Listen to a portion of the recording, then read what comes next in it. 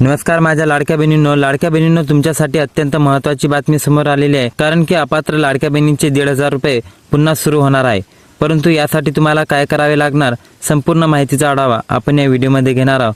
तरी व्हिडिओ हा शेवटपर्यंत नक्की बघा। तर माझ्या लाडक्या बहिणींनो, राज्यातील सुमारे 70 लाख अर्ज अपात्र ठरल्यानंतर तांत्रिक त्रुटीमुळे वंचित राहिलेल्या खऱ्या पात्र भगिनींना न्याय देण्यासाठी शासनाने जिल्हा स्तर पडताळणी प्रक्रिया सुरू करण्याचा निर्णय घेतलेला आहे। त्यामुळे लाडक्या बहिणींसाठी ही आनंदाची बाब ठरणार आहे। कारण की खूप साऱ्या अशा लाडक्या बहिणींना आहे ज्यांच्या घरात कुटुंबात परिस्थिती खूप खालावलेली असल्यानंतरही त्यांना 1,500 रुपयाचा महिना येणे बंद झालेला आहे। त्यामुळे ते सरकारविरोधात खूप रोष निर्माण झालेला आहे। तर माझ्या लाडक्या बहिणींनो, मुख्यमंत्री माझी लाडकी बहीण योजनेचे अपात्र ठरलेल्या आणि EKYC प्रक्रियेत विविध कारणामुळे कागदपत्र सादर करू न शकलेल्या महिलांना शासनाने मोठा दिलासा दिला आहे। ऑनलाईन पडताळणी प्रक्रियेत अडथळे आलेल्या महिलांना आता थेट जिल्हा महिला व बाल विकास विभागाच्या कार्यालयात आवश्यक कागदपत्रे सादर करण्याची परवानगी देण्यात आली आहे। त्यामुळे योजनेपासून वंचित राहिलेल्या लाखो महिलेमध्ये पुन्हा पात्र ठरण्याची आशा निर्माण झालेली आहे। राज्य सरकारने मुख्यमंत्री माझी लाडकी बहीण योजनेअंतर्गत मार्च आणि एप्रिल महिन्याचे अनुदान वितरित करण्यास मागील आठवड्यापासून सुरुवात केली आहे। शासनाच्या अधिकृत आकडेवारीनुसार एप्रिल अखेर राज्यात 1,77,00,000 महिला पात्र लाभार्थी म्हणून निश्चित झाल्या आहेत। सुरुवातीला या योजनेसाठी तब्बल 2.5 कोटी अर्ज प्राप्त झाले होते। गेल्या 1.5 वर्षापासून 77 लाख महिला पात्र ठरल्या होत्या। त्यानंतर सुरुवातीला बघितलं तर 1.5 वर्षापासून या अर्जाची विविध टप्प्यामध्ये छाननी आणि पडताळणी सुरू होती।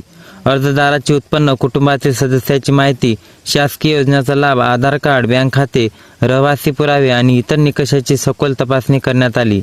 या प्रक्रियेदरम्यान शासनाकडून अनेक वेळा EKYC आणि कागदपत्रे सादरीकरणासाठी मुदतवाढ देण्यात आली होती।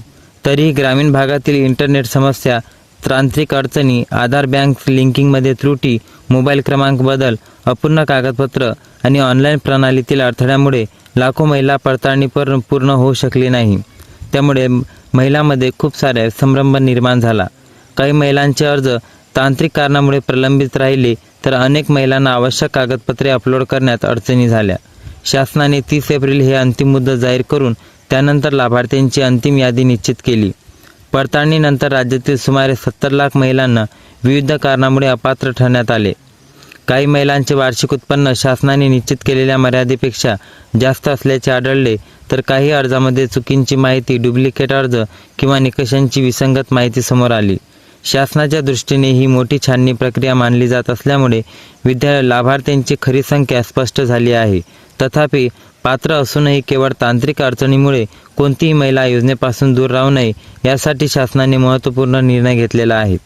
काही महिलांचे अर्ज तांत्रिक कारणामुळे प्रलंबित राहिले, त्यानंतर शासनाने मोठी निर्णय घेतण्यात आला आणि त्यानंतर ऑनलाईन EKYC प्रक्रिया पूर्ण करून न शकलेल्या महिलांना आता जिल्हा महिला विकास व विभागाच्या कार्यालयात प्रत्यक्ष जाऊन कागदपत्रे सादर करता येणार आहेत। संबंधित अधिकाऱ्याकडून कागदपत्राची पडताळणी करून अर्ज पुन्हा तपासले जाणार आहेत। योग्य कागदपत्रे सादर करणाऱ्या महिलांना पुढील टप्प्यात योजनेचा लाभ मिळण्याची शक्यता परिणामी वाढलेली आहे। त्यामुळे लाडक्या बहिणींना न काही करता जिल्हा महिला व बाल विकास विभागाच्या कार्यालयात जाऊन प्रत्यक्षपणे आपले कागदपत्रे सादर करावे। जिल्हा स्तरावर महिला व बाल विकास विभागाकडून विशेष मदत केंद्र सुरू करण्याची तयारी सुरू आहे। आधार कार्ड, बँक खाते तपशील, मोबाईल क्रमांक, रहिवासी पुरावा, उत्पन्न प्रमाणपत्र आणि इतर आवश्यक कागदपत्राबाबत महिलांना मार्गदर्शन करण्यात येणार आहे। तांत्रिक अडचणी दूर करण्यासाठी विशेष कर्मचारी नियुक्त केले जाणार असल्याची माहिती सूत्रांनी दिलेली आहे।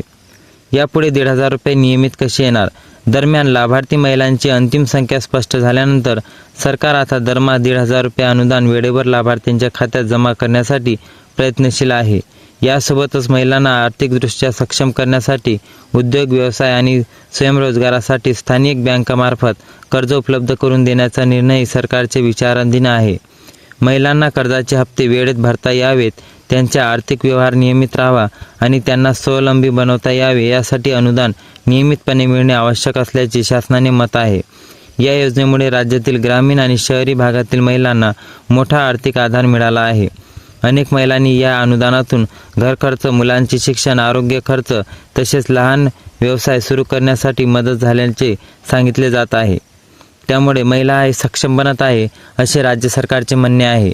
लाडक्या बहिणींनो, तुम्हाला जर आत्तापर्यंत 1,500 रुपये चालू होते आणि या टप्प्यामध्ये जर पैसे मिळाले नसेल तर लवकरात लवकर आपले कागदपत्रे महिला व बालविकास कल्याण अधिकाऱ्याकडे किंवा कार्यालयात जमा करावे आणि जास्तीत जास्त हा व्हिडिओ लाडक्या बहिणीपर्यंत शेअर करावा. धन्यवाद.